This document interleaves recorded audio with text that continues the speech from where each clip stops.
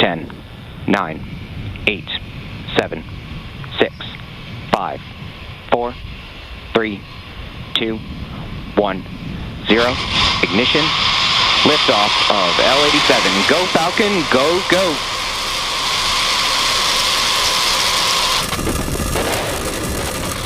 Vehicles pitching downrange.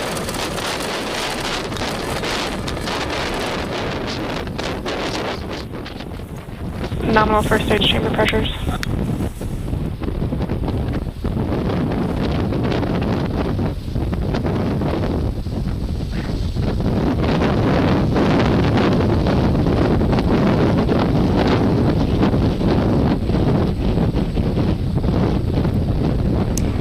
We're now T plus 40 seconds into the NROL-87 mission. Falcon 9 is throttling down in preparation. Power and telemetry. In preparation for max Q, which will take place at T plus 1 minute and 12 seconds. Max Q, of course, being the moment in which the vehicle experiences the highest amount of aerodynamic pressure. Beautiful views of the California coast there in the background.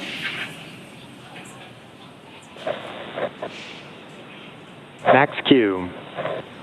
All right, there we heard the call out for max Q. Everything looking good with stage 1 trajectory. Now, in the next couple minutes, we have 5 events coming up in quick succession, starting with main engine cutoff, stage separation, stage 1 flip, second engine start 1, and then the boost back burn. Main engine cutoff, as the name suggests, we will we will shut down all 9 Merlin engines. The stages will separate. The first stage will actually flip over and conduct a boost back burn, and that's what we have to do in order to fly the booster back towards land. And of course, during that time as well, we'll have second engine start 1, where we will ignite the Merlin vacuum engine. Again, not a cloud in the sky, gorgeous liftoff from Vandenberg Space Force Base, Space Launch Complex 4 East.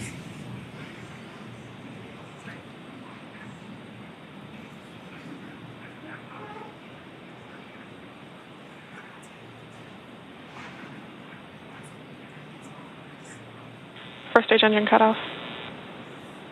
Stage separation confirmed.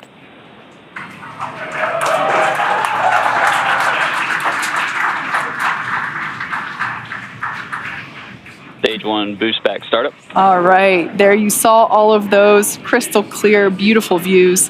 That first stage now is performing the boost back burn.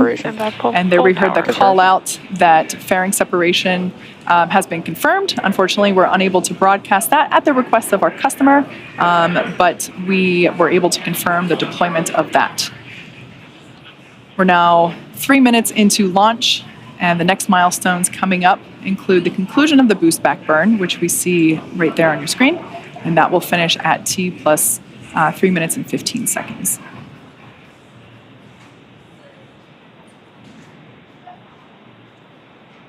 Stage 1 boost back shutdown. All right, there we heard call out that the boost back burn has completed.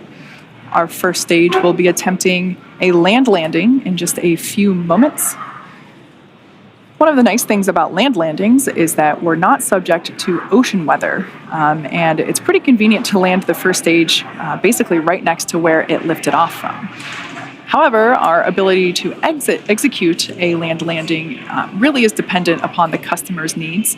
Their mission trajectory and performance needed by the satellite is what determines if we can return to land. Most of the time, their requirements don't allow for a return to launch site, which is what we're performing today, which is why we also developed the capability to land our first stages. Both vehicles on nominal trajectory. Good news there, both first and second stage reporting to have nominal trajectory. So that's why we developed our ability to land our first stages out in the ocean with our drone ships. Now, in order to complete today's land landing, the first stage has 2 more burns left.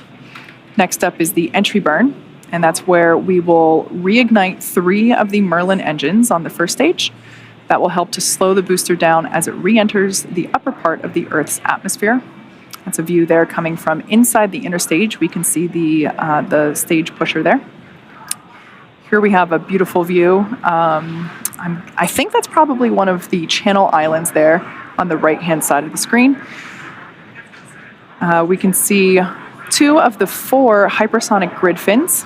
We deploy those shortly after the stages separate, and those grid fins help steer the vehicle during descent. You will also see that right there, we just saw one, like a puff of white gas. That is nitrogen gas from attitude control systems that help control the vehicle's orientation. So there we can see the booster is steering itself back to Vandenberg Space Force Base. Piece of ice there on the left-hand side.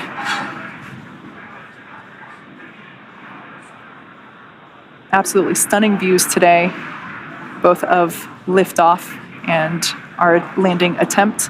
As I mentioned before, Vandenberg typically has quite a bit of fog, so it's more common to hear a launch than see one from Vandenberg. So for those that were able to catch it, I'm sure it was a stunning sight.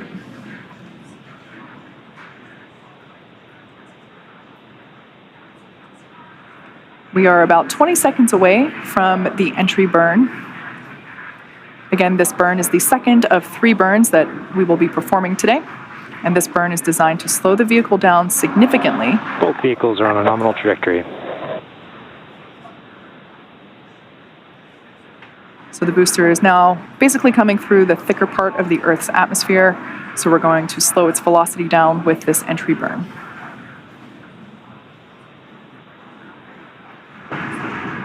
Stage 1, entry burn, startup. There we can see that entry burn has begun, and this will last for another few seconds.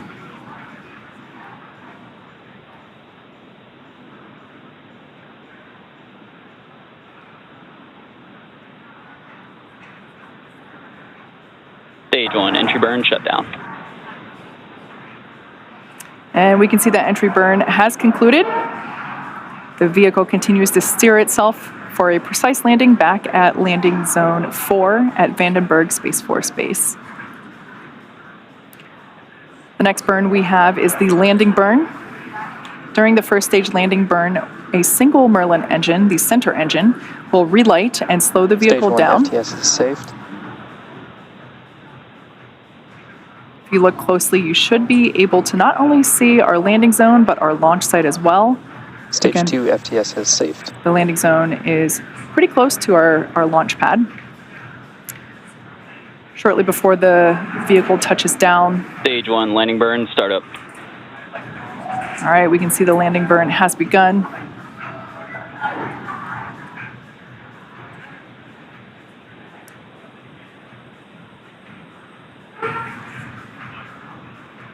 Landing zone coming into view for the first stage. Again, this is the first flight for this booster and first landing attempt. Stage 1, landing leg, deploy.